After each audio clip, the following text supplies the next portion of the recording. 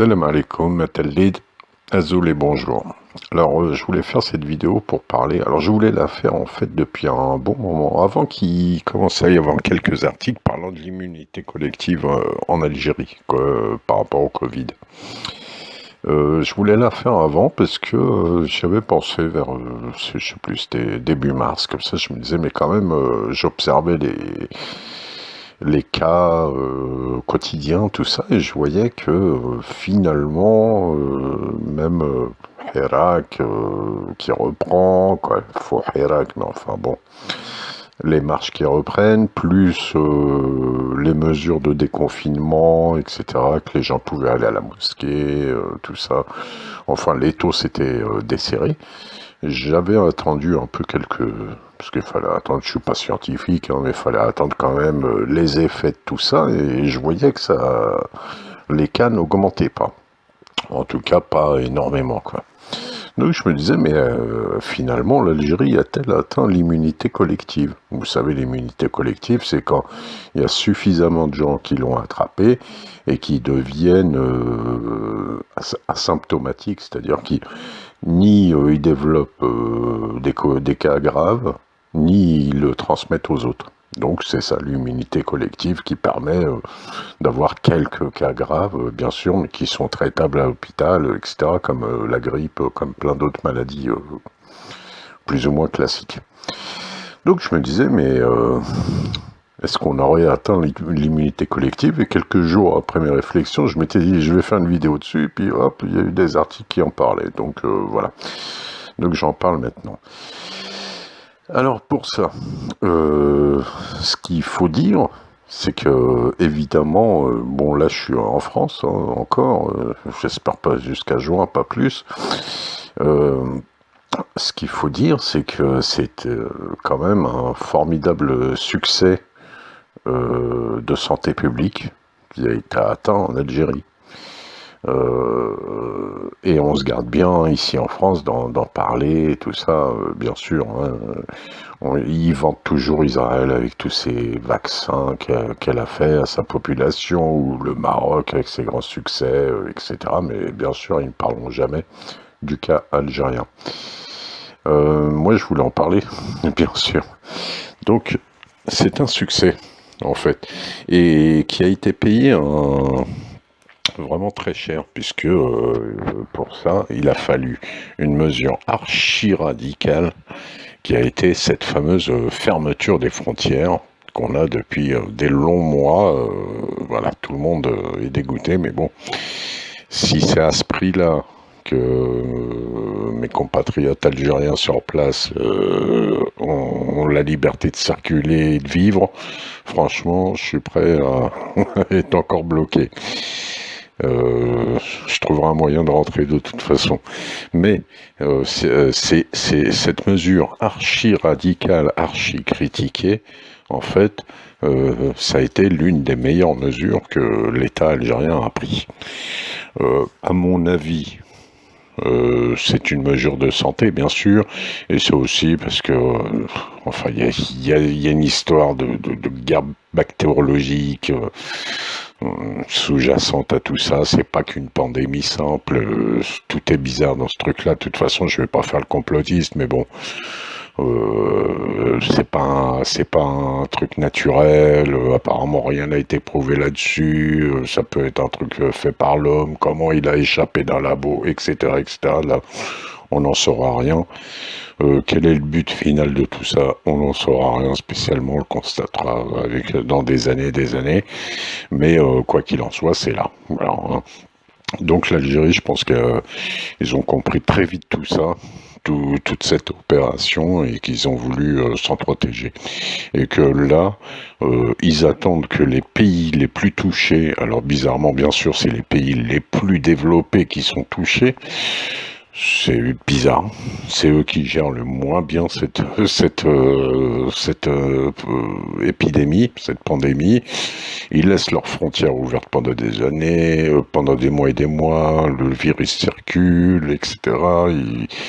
Ils font tout ce qu'il ne faut pas, quoi, pour maintenir un niveau assez haut et assez supportable, entre guillemets, pour le pays, leur pays, chacun, respectivement, et leur population. C'est-à-dire qu'il y a beaucoup de morts, qu'il y a beaucoup de cas de Covid, etc. Et ils prennent des mesures seulement quand ça devient un petit peu trop grave. Donc ils confinent les gens, etc. Voilà, là maintenant, en fait, ils en viennent à la politique que l'Algérie a toujours fait depuis le début, quoi, depuis très très vite, c'est-à-dire la fermeture des frontières. Alors là, on va voir rapidement. Rapidement, c'est les cas. Alors bon, voilà, l'Algérie, là, au 10 avril, les nouveaux cas, on en est à 127. Une moyenne de 122 cas quotidiens, alors qu'en France, c'est des 10 000, c'est du 1000, je sais pas les chiffres, là, je sais pas tout regarder, je suis pas un scientifique, mais on en est à 127 cas, avec beaucoup de guérisons, puisque ça se soigne, le Covid, hein, on le sait très très bien, à part dans certains cas. Pour les personnes très âgées, très faibles, et puis ceux qui ont des maladies, tout ça, voilà.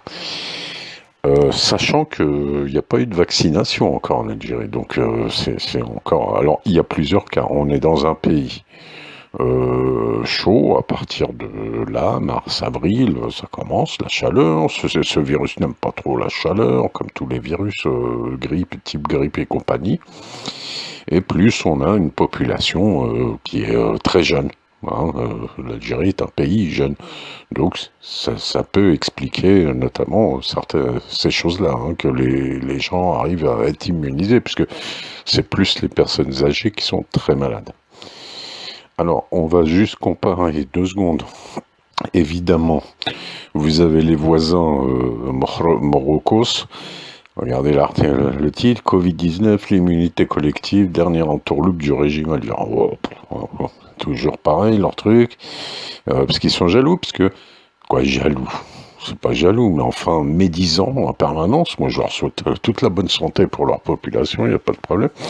Mais puisque eux, en France, ils mettent toujours en avant le cas marocain qui est extraordinaire, ils gèrent ça super bien, et donc ils sont pas contents que l'Algérie serait l'un des pays au monde qui a atteint l'immunité collective.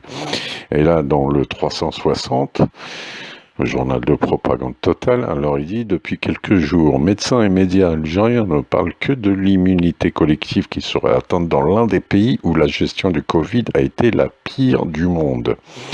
Un triomphalisme qui interroge à bien des égards. Bon, après il faut un article que j'ai même pas besoin de lire. Mais enfin, la gestion du Covid a été la pire du monde. Archi faux. Archi faux. J'ai pas besoin de développer. Alors prenons chez eux leur courbe des cas. On voit voilà le pic de novembre, tout ça. Eux, au 10 avril, ils sont à combien? 740 cas, 551 quotidiens. Bon, voilà. Hein. Je vous ai dit les chiffres d'Algérie, c'était 122 quotidiens. Donc no comment. Et la Tunisie, elle, au 10 avril, 1480 cas quotidiens, soit 1709. Ces 2 pays ont leurs frontières ouvertes. Hein. Le Maroc a fermé certains pays, la France, un peu l'Espagne, tout ça, mais ils ont quand même des avions qui arrivent d'un peu partout dans le monde. La Tunisie, c'est pareil. L'Algérie, pas du tout. Ou très très peu, quoi, archi peu, très restrictif, ce qui peut expliquer donc que cette bonne politique finalement porte ses fruits. On voit que la France finalement ferme ses frontières aux pays extérieurs à l'Union européenne, les pays européens ferment leurs frontières à la France, etc. C'est tout un bordel, mais en bas, enfin, ils parlent tous de fermer les frontières maintenant, quand il est trop tard. L'Espagne, elle... vous voyez, elle, dans les mesures restrictives, il est interdire de se réunir à plus de 6 personnes en extérieur et 4 en intérieur. Vous voyez, le hirak, il serait pas possible en Espagne, le faux hirak, mais enfin, les manifs ne seraient pas possibles. Voilà, donc, d'où...